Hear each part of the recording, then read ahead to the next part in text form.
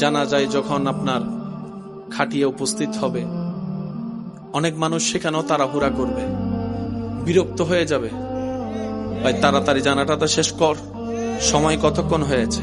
আপনি বলে ফেলছেন খুব সহজে, কিন্তু সেই মৃত ব্যক্তির সন্তানগুলা যখন কথাগুলা শুনে ছুরির মতো আঘাত লাগে এখানে।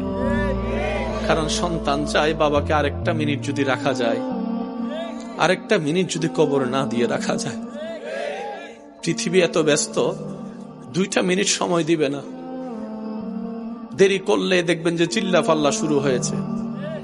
কেউ জানাজার টাইম খেয়াল করে ঠিক ওই টাইমেই আসে, জানাজা পরে ঠিক ওই টাইমেই চলে যায়।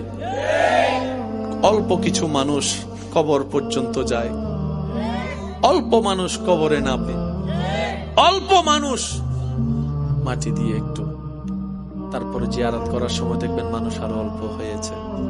সেজন্য এই পৃথিবীতে যত দিল লাগাবেন তত আপনি কষ্ট পাবেন। লিখে রাখেন, লিখে রাখেন, লিখে রাখেন।